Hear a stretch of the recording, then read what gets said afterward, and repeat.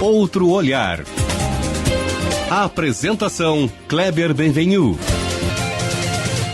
Olá, bom dia família Bandeirantes, bom dia para você que nos escuta na intimidade do rádio ou também que nos acompanha aqui pela internet. Hoje, nos nossos 30 minutos, nós vamos falar sobre o sentido da vida e sobre como construir uma base familiar forte e feliz, que é o que todo mundo quer. Mas o nosso outro olhar, como pede o nome do nosso programa, vai ser a partir de uma experiência concreta, de uma família concreta, a partir também de uma visão concreta, que é a visão da fé cristã.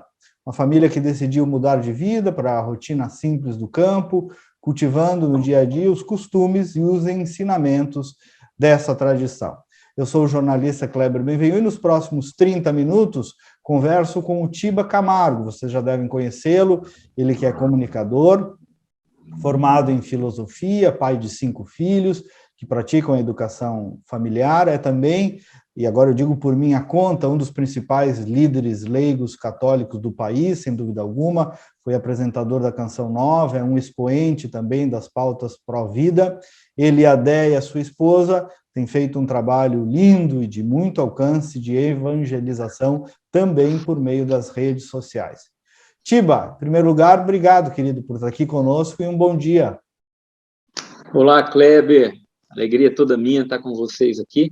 Obrigado pelo convite. Estamos aí à disposição para a gente bater esse papo maravilhoso aí sobre um tema que eu gosto tanto. É uma alegria falar sobre isso. Vamos lá.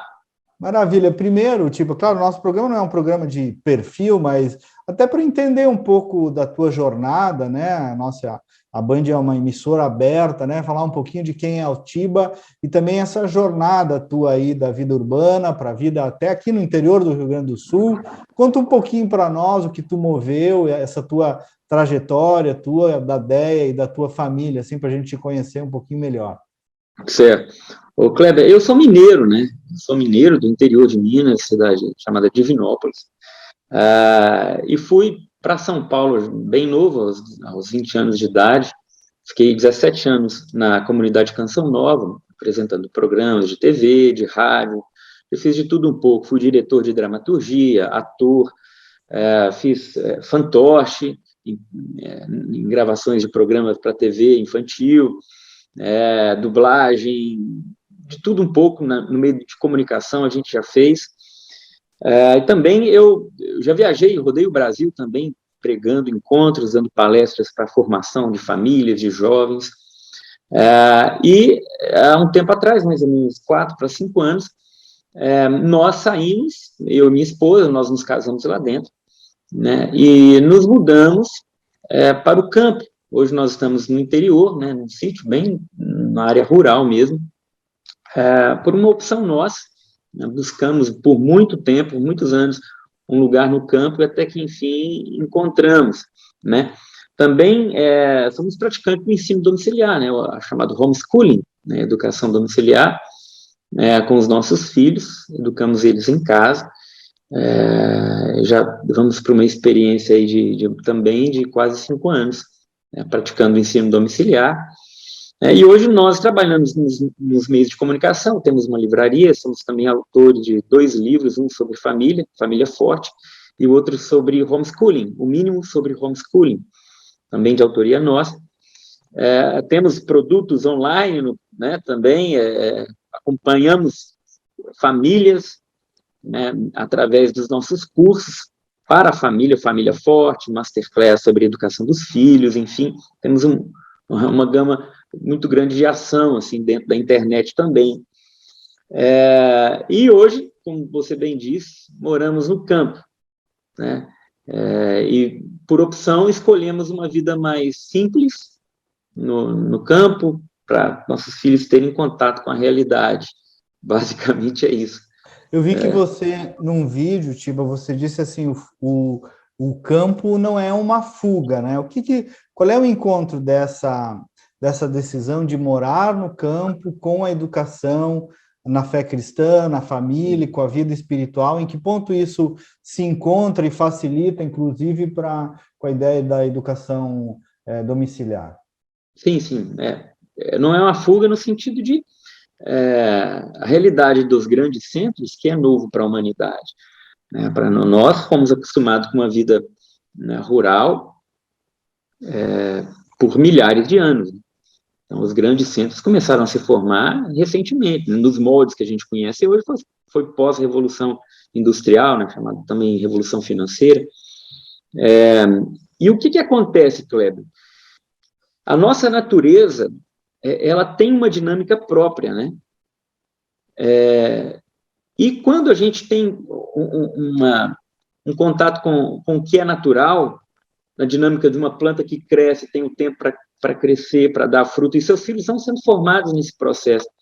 Né? A realidade, ela tem uma cor própria, ela tem um tempo próprio. O frenesi da cidade que deixa um pouco os nossos filhos imersos nessa artificialidade. Né? Que tudo nos grandes centros é artificial, desde as cores das coisas, do tempo, da correria, da agitação, daquela multidão de informações que somos bombardeados o tempo inteiro. Né? Então, o campo, ele proporciona esse contato mais real com as coisas que existem de fato, né? Que são naturais. Né? Nós não somos veganos, nós não temos uma linha assim naturalista, nós estamos para o campo porque somos meio que zen, não tem nada disso, tá? Não tem nada disso. Às vezes as pessoas confundem um pouco as coisas.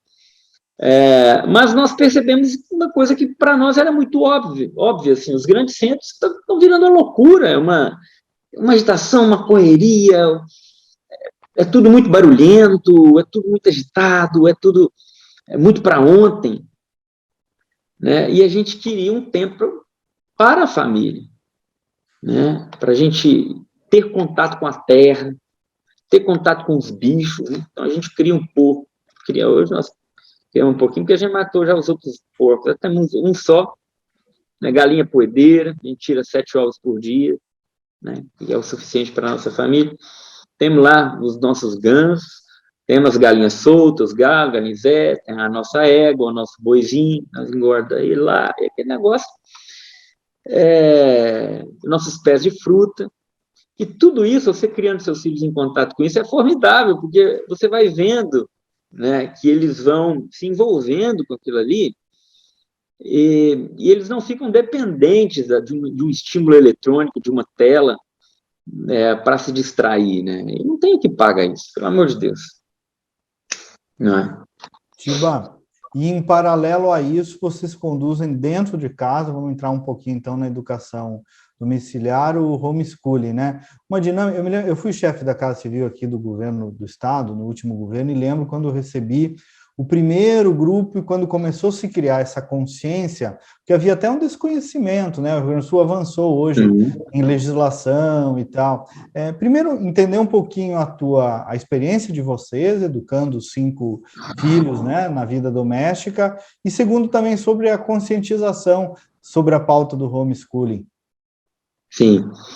O ensino domiciliar, eu também tive contato com o ensino domiciliar, e me causou um pouco de, assim, o que é isso, né? O que é isso? O pai educa o filho em casa, mas o pai e a mãe, eles têm que saber tudo para ensinar, eles não vão privar o filho da realidade, de estar no meio social, enfim, eu vi que tudo era uma grande bobagem. E, basicamente, o ensino domiciliar são os pais assumirem a educação integral dos filhos, contando também com outras ferramentas, né? Então, nós ensinamos nossos filhos em casa, português, matemática, geografia, história, ciências. Nós ensinamos tudo em casa, na parte da manhã a gente organiza, nós contamos com um instituto que nos fornece materiais, que nos fornece apostilas, videoaulas, tira dúvida, tutoria, o que nos ajuda muito. Então, eu fui vice-presidente da AFESC, desde quando iniciou a Associação de Famílias Educadoras de Santa Catarina, que hoje, se não me engano, é a maior associação de famílias homeschoolers do Brasil, muito bem organizado, tem um corpo jurídico, um corpo acadêmico, auxiliando os pais, nós temos já um estatuto, já somos uma associação aprovada, E ali, em contato com centenas de famílias que praticam o ensino domiciliar, aí a certeza veio confirmar cada vez mais, assim, que a dinâmica do ensino domiciliar, ela é plenamente possível e funciona muito bem. Então, nós percebemos isso logo. Nossos filhos alfabetizados com 4 anos de idade, estavam lendo palavras simples, né? Então, você vê meus filhos apaixonados por leitura, né? São leitores ávidos, assim, mesmo com pouca idade, eles têm 10 anos e 9 anos, depois tem o Tomás com 4, vai fazer 5 amanhã, né? Temos aí a Mariana, que é bem pequenininha, que é 4 meses, a Ana Lúcia, mais velho tem 10, mais velho 10 tem anos, 10 anos. mais velho tem 10 anos. E aí eles entendem tudo um pouco e vão estudando pelos métodos que a gente vai organizando para eles, e aquilo que a gente não sabe, a gente procura alguém que sabe. Por exemplo, eu não sei latim, então eles têm aula de latim. Eu não sei ensinar música, então nós temos um professor de música, né? E temos um professor de inglês para eles. Então, aquilo que nós não temos, suprimos com quem, sabe, são os tutores, os professores, e assim vai acontecendo. Outros que têm essa experiência sempre dizem, né? Primeiro, não é uma obrigação o ensino domiciliário, segundo, é para quem consegue reunir as condições para executar isso, né? O que sempre se defendeu foi uma disponibilidade, né? Um direito a praticá-lo, né? Exato, né? O ensino domiciliar não é uma imposição, ele é um direito da liberdade, e é um direito natural, né, Cleber? Não é o Estado que tem que decidir como que o pai educa um filho. Agora, o Estado vai assumir o lugar da família, é isso que eles querem, a gente sabe disso, mas não é isso que a lei natural nos diz, que o filho pertence ao pai, a responsabilidade de educação e formação é dele, em primeiro lugar, os pais têm a primazia. Não. Agora, Tiba, me fala de outra coisa também sobre educação. Educação na fé cristã, na fé católica, né? Eu sou pai de 3 filhos também, e vejo muitos aí com uma ideia modernosa, dizendo assim, não, religião, eles que se resolvam, né? Está na liberdade do filho, óbvio que está na liberdade, mas alguém tem que preencher esse espaço de liberdade no filho, catequizar sobre a educação católica. E eu, quando fui procurar escola para os meus filhos aqui em Porto Alegre, procurei só escolas católicas, e algumas diziam, e eu fazia essa pergunta, né? Como é que vocês tratam as questões da fé? Olha, nós somos uma escola católica, mas já vi uma preocupação gigantesca em dizer quase que não era tão católica assim. Tá tendo uma covardia, uma fuga? Os pais estão delegando para quem? Os pais das escolas cristãs estão delegando para quem esse ensinamento da fé cristã? Desculpa se me alonguei. Sim, não, ótimo. Observação pertinente. O que acontece, Cleber? A escola, ela trabalha, ela só pode ter uma autorização dos pais para agir, porque a escola é uma continuidade, teria que ser a continuidade daquilo que a família é. Então, a família autoriza uma instituição, nós não somos contra a escola, né? Nós respeitamos a instituição escolar, inclusive que nasceu nas igrejas, na Igreja Católica. Então, quando a escola não é aquilo que a família quer que ela seja, então ela já não serve mais para aquela família. A grande crise é aquilo que você citou, a fé católica. A grande crise é essa. E as famílias católicas, quando chegam na ampla maioria das escolas católicas, não encontram uma representante, uma família de fato católica, entende? Não encontra uma instituição representante. Aqui nós respeitamos todas as religiões, mas está tudo bem, uma coisa é respeitar todas as religiões, todos nós temos que fazer isso. A outra coisa é uma escola católica, confessional, que não cumpre a sua missão. Quando eu coloco um filho numa escola católica, eu espero que aquela escola dê a fé católica ao meu filho, né? E não deixe entrar aquilo que é contra o que eu acredito, mas não é isso que acontece, né? O ensino domiciliar acaba que também supre essa necessidade, que nós educamos conforme aquilo que nós acreditamos também, e não permitimos que entre alguma coisa que nós não concordemos. Você cria seu filho numa bolha? Agora eu digo, quem não cria? Onde não existe bolha? Tá, então você vai falar da eu falo isso também. Tudo é bolha, né? Tudo é bolha. Então, assim, a bolha das escolas particulares. Então, aquele menino na escola lá, que só tem rico, ele não pode poder estudar lá, porque ali é uma bolha. É aquele que estuda na escola, não sei, só pode estudar fulano. Aquele que mora num condomínio que tem muros e nem todo mundo pode entrar, ele é outra bolha. Então, assim, a realidade, sendo bem sincero para você, nós temos que escolher as nossas bolhas, que ninguém fica de fora de uma bolha. Então, sim, optamos por uma educação diferenciada, conforme os valores que nós acreditamos, os nossos princípios. Basicamente é esse ponto final. Tiba, e pela tua observação e da DEA, né, pelos feedbacks que vocês recebem, pelos questionamentos também, né, qual é que é o principal desafio da paternidade hoje? Qual é o principal risco de uma paternidade sadia? Olha, o que eu vejo, assim, a gente trabalha muito tempo com família, né? Eu vejo que o principal perigo hoje nas famílias é a terceirização, velho. Nós tendemos a terceirizar tudo, porque hoje se tem profissionais para tudo, inclusive parece que para afeto, para educar os nossos filhos. Então, o que nós estamos vendo hoje? A mãe que entrega o bebezinho já numa creche de manhã cedo, vai pegar quase à noite, coloca o pai no asilo e vai passear com o cachorro no shopping. Tá bom? Então, a gente está vendo uma completa terceirização. Até quem tem fé. Eu ponho meu filho na catequese. Lá na catequese eles ensinam a fé para o meu filho. Eu deixo meu filho numa instituição de escola. Não quero nem saber de lidar com a educação dele. A instituição toma conta de tudo. Eu pago para isso. Entendeu? Então, quando você vê um filho seu chamando a babá de mãe, não se assuste, porque, de fato, ela está mais presente na vida dele que você. Eu já vi muito isso acontecer, tá? De pessoas próximas a mim. E aí, o que a pessoa faz? A mãe fica apavorada. Fala, nossa, está chamando a babá de mãe. Aí ela vai e troca a babá, entendeu? A solução dela é trocar a babá. Ou vai no psiquiatra, para tentar entender. Para resolver aquilo, para parar de ficar incomodado com aquilo. Então, assim, aí você troca a babá, cria mais um trauma, que a filha rompeu com um laço, né, um laço de afeto necessário ali para ela, porque ela não tem o da mãe. Então, se ela for trocar por ela mesma, tudo bem, mas trocar por outra não vai adiantar.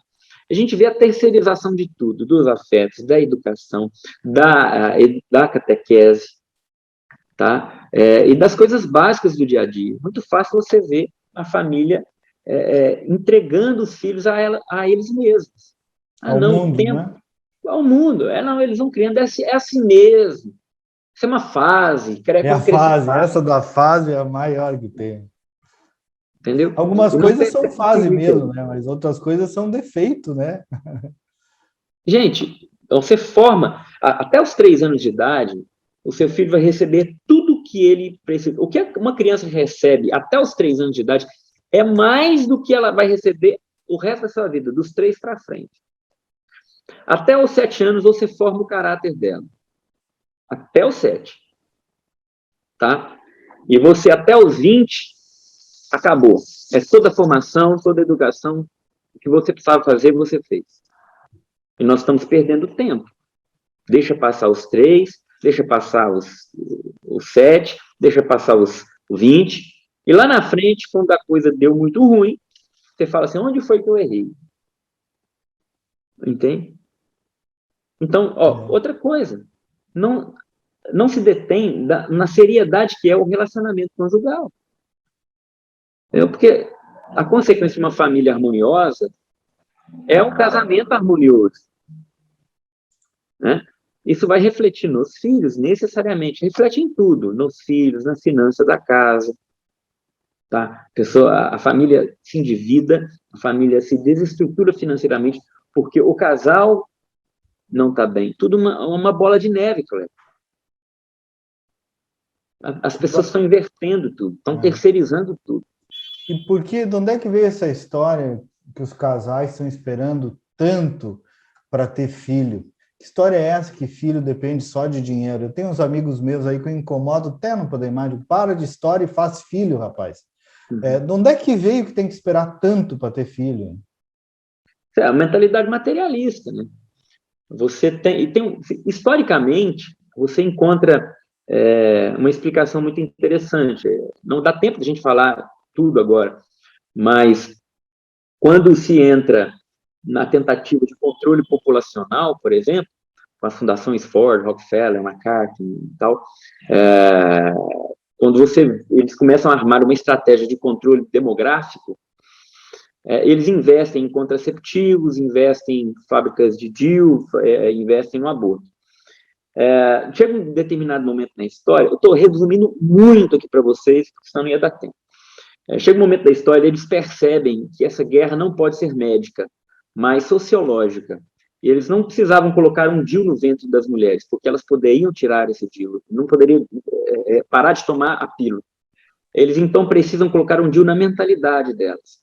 Porque o mercado, o poder financeiro, né, ele entendeu que existia 50% de mão de obra que poderia virar em riqueza parada dentro de casa. E essa mão de obra se chamava mulher, se chamava mãe.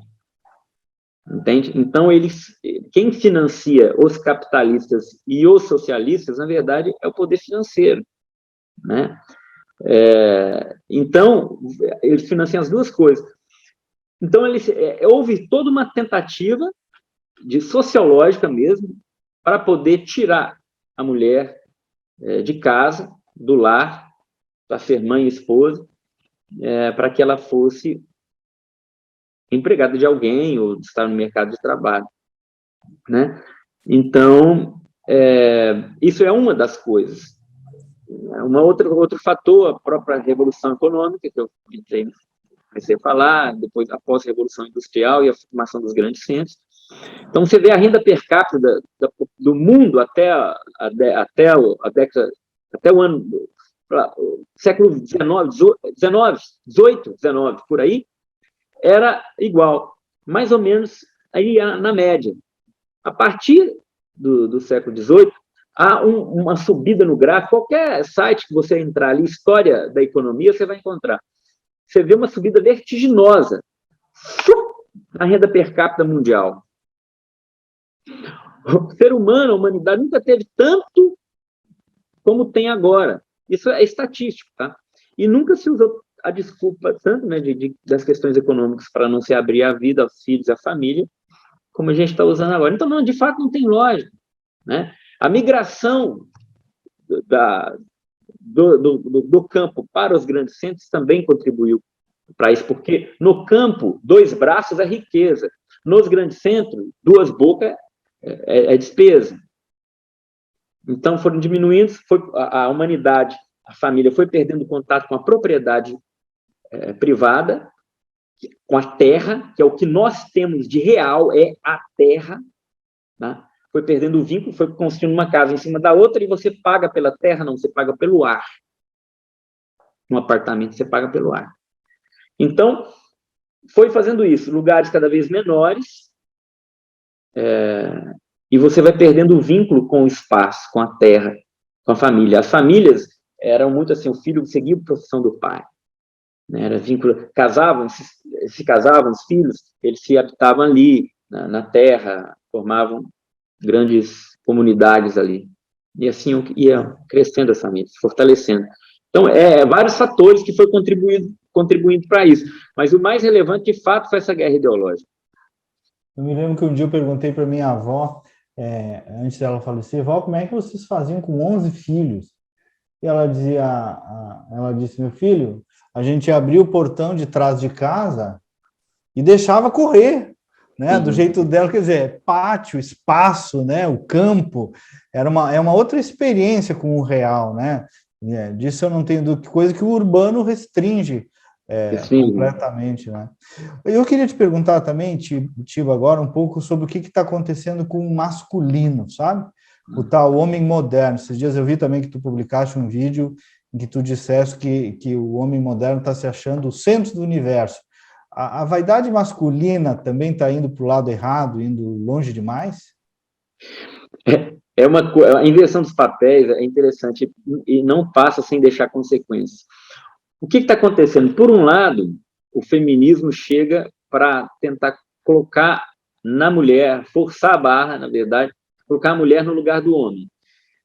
Numa tentativa boba de querer aquilo que tem de mais difícil para o homem, né? Que é uma missão árdua do homem. Por exemplo, o que aconteceu lá na guerra da Ucrânia e da Rússia agora?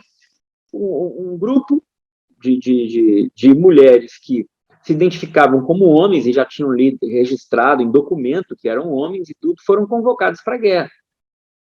E houve uma movimentação do movimento feminista para impedir que essas mulheres fossem. Essas mulheres se organizaram para que elas não fossem para a guerra.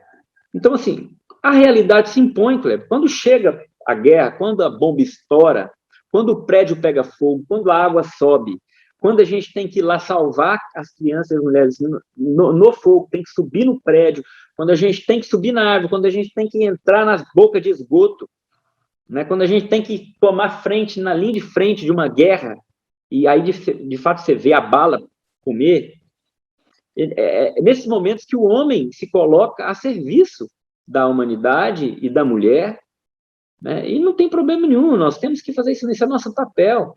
Ou às 3 da manhã, quando acontece um barulho lá na sua casa, você cutuca na sua esposa e fala assim, meu bem, vai lá ver o que está acontecendo. Pô, quem é que tem que ir lá? Somos nós, é óbvio. Né? Nós temos esse... Ou seja, o que eu estou dizendo? Eu estou querendo dizer que cada um tem o seu papel, ninguém tem que ficar procurando o lugar do outro, porque a realidade não comporta isso, entende? A realidade é muito dura. E a hora a guerra chega, a hora o fogo pega, a hora a água vem, entendeu? E aí nós, homens, temos que dar a vida pelas mulheres.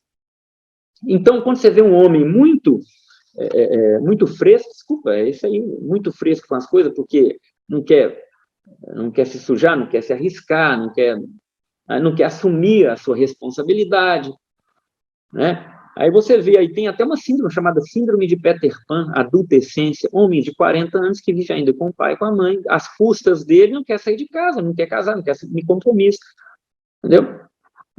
É um fenômeno. E quem perde com isso? Toda a sociedade perde, inclusive as mulheres são as que mais perdem com isso.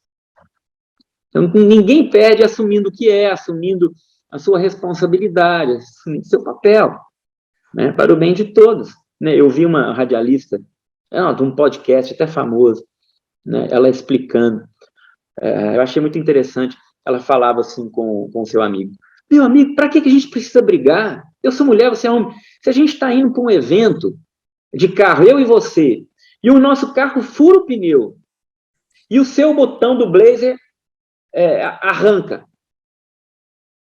Eu posso ir lá, eu posso pegar uma agulha, costurar o seu blazer enquanto você vai lá, troca o pneu. Qual que é o problema disso? Olha, eu posso ir lá trocar o pneu? Posso, mas contanto que a gente chegue no nosso evento 2 dias depois. Entendeu? Mas qual que é o problema? Eu conserto o botão do seu blazer, você troca o pneu. Porque a gente precisa brigar por causa disso. Ou seja, quando a realidade chega, ela se impõe sobre nós, e se impõe sobre as ideologias, sobre tudo isso. Entendeu? Então, nós temos um papel muito, muito fundamental dentro da nossa família. O homem é a lei, né, dentro da casa. Essa referência, onde o filho pode olhar e falar assim, eu vejo valores, o valor do trabalho, da entrega, do sacrifício, do pai que se dedica. Né? E a mulher, sem a mulher no lar, a educação vira um caos, simplesmente assim. Porque a criança, ela só abre seu espírito para aquele que ela percebe uma afeição autêntica, uma afeição verdadeira. Né? Então, a mãe, ela é essa que alcança o afeto da criança e consegue colocar ali a lei. A mãe é responsável por fazer a criança amar aquilo que o pai ensina. Ela tem esse poder. Então, isso, cada um no seu papel, tudo funciona bem dentro da casa, dentro da família. Né? E os nossos filhos serão beneficiados por isso. Tiba, renderia horas contigo, né? Quero te agradecer muito pelo teu tempo, pela tua jornada evangelizadora também, tua, da Déia, da tua família. Eu imagino também, embora vocês já devam ter sublimado isso há muito tempo, o preço que tem de dizer essas coisas, né? Mas imagino que vocês estejam muito bem protegidos por Deus e pela estrutura familiar que vocês criaram aí.